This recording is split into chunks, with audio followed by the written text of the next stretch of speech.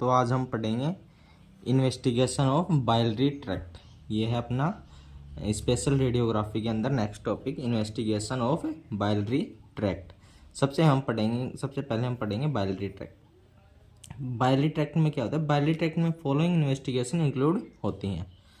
सबसे पहला ओरल कोलेकिस्टोग्राफी या फिर आईवीसी या फिर ट्रांसहेपेटिक प्रेक्यूटेनियस कोलिंजियोग्राफी या फिर प्रीऑपरेटिव कोलिंजियोग्राफी और टी ट्यूब कोलिंजियोग्राफी या ईआरसीपी, ये इसके अंदर होती है बाइलरी ट्रैक्ट के अंदर। फिर इसके अंदर नेक्स्ट है प्री ऑपरेटिव कोलिंजियोग्राफी या फिर इंट्रा ऑपरेटिव। सबसे पहले इसके अंदर आता है इसका इंट्रोडक्शन में आता है यह एक रेडियोलॉजिकल इन्वेस्टिगेशन है जिसमें लीवर में बाइलरी ट्रैक्ट की इन्वेस्टिगेशन की जाती है। फिर नेक्स्ट पॉइंट आता है इसमें इसकी डेफिनेशन। यह एक रेडियोलॉजिकल प्रोसेस है जिसमें कोलिकिस्टेटिंग के दौरान बाइलरी ट्रैक्ट की डक्ट में डायरेक्ट इंजेक्शन दिया जाता है। This is a perform before the surgery so it is called preoperative cholangiography. ये कब की जाती है? सर्जरी से मतलब पहले की जाती है, इसलिए इसको क्या बोलते हैं? प्री ऑपरेटिव कोलिंजियोग्राफी भी बोलते हैं। फिर इसके अंदर अपना नेक्स्ट पॉइंट आता है अपना इसमें एनाटोमी। बाइलरी ट्रैक्ट में 2 मेन पार्ट होते हैं, लीवर और गोल ब्लैडर। लीवर 2 लोब्स में डिवाइडेड होता है, राइट लोब और left lobe. Both side right and left hepatic duct निकलती हैं जो कि गोल ब्लैडर की किस्ट डक्ट के साथ जुड़कर कॉमन बाइल डक्ट बनाती हैं। फिर आता है बाइल डक्ट का एक सिक्रेशन डियोडिनम में रिलीज होता है। फिर नेक्स्ट पॉइंट आता है अपना इंडिकेशन। इसके अंदर क्या क्या इंडिकेट होते हैं? To identify bile duct stone, clarify biliary anatomy, prevent bile duct injuries या evaluation of neonatal jaundice, cholestasis और पैनक्रियाटिटिस या फिर इवेल्युएटेड एलएफटी, मल्टीपल गॉलस्टोन या dilate common bile duct, dilate cystic duct या फिर क्रोनिक कोलेक्स्टिक्स, ये इसके अंदर इंडिकेट होते हैं। फिर नेक्स्ट पॉइंट आता है इसमें अपना कॉन्ट्रा इंडिकेशन में क्या आता है?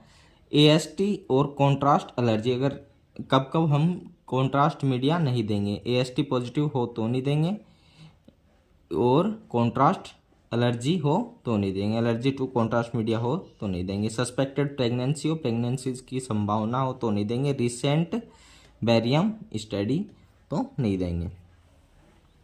फिर आता है कॉन्ट्रास्ट मीडिया। लो स्मॉलर कॉन्ट्रास्ट मीडिया और high smaller contrast media use किया जाता है। एग्जाम्पल है यूरोग्राफिन। 60% डोज कितनी रहती है? 20 ml। फिर आता है इसमें इक्विपमेंट। कौन कौन से इक्विपमेंट्स इस एग्जामिनेशन में यूज में लिए जाते हैं? तो सबसे पहला अपना fluoroscopy unit with image intensifier, spot film device, radiographic cassette, cannula, catheter, syringe, gloves, needle और लेड अप्रॉन यूज में लिए जाते हैं। फिर आता है patient preparation. Explain the procedure, मतलब प्रोसीजर एक्सप्लेन करेंगे पेशेंट को। Explain the procedure to the patient. Consent form should be sign by the patient. Wear hospital gown और AST should be check. AST check करेंगे। फिर next point आता है इसके अंदर अपना procedure. Patient is supine on the examination table. Patient को examination table पर लेटाएंगे। ड्यूरिंग द कोलिकिस्टोटोमी, कैथेटर और needle is inserted in the bile duct. ये कोलिकिस्टेक्टोमी के दौरान कैथेटर या नीडल को इंसर्ट करेंगे किसमें? बाइल डक्ट के अंदर। Contrast media is directed injected into the biliary duct. और कॉन्ट्रास्ट मीडिया क्या करेंगे? डायरेक्टली इंजेक्ट करेंगे बाइलरी डक्ट के अंदर। Spot film are taken in different view. Spot film लेंगे डिफरेंट व्यू में।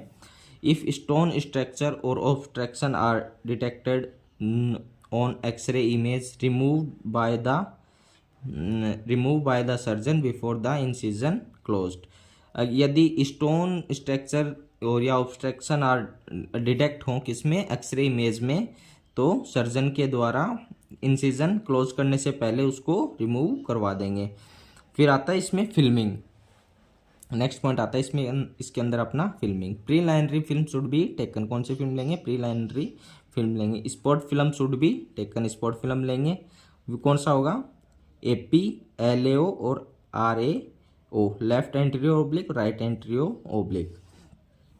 फिर नेक्स्ट पॉइंट आता है इसके अंदर अपना कॉम्प्लिकेशन। कॉम्प्लिकेशन में क्या आता है, स्किन रिएक्शन हो सकता है, नोजिया हो सकता है और वोमिटिंग हो सकती है, ये कॉम्प्लिकेशन आ सकते हैं। फिर आता है पेशेंट केयर या after care. Patient should be monitored in monitoring room, patient को कहाँ लेके जाएंगे, मॉनिटरिंग रूम में लेके जाएंगे। Vital sign should be checked, और वाइटल साइन चेक करेंगे रेगुलरली। और patient should be rest for some day, patient को बोलेंगे कुछ दिनों तक रेस्ट करने के लिए। तो आज का टॉपिक अपना यही समाप्त होता है। वीडियो अच्छी लगी हो तो लाइक कर देना, चैनल को सब्सक्राइब कर देना। मिलते हैं नेक्स्ट टॉपिक के साथ। Thank you.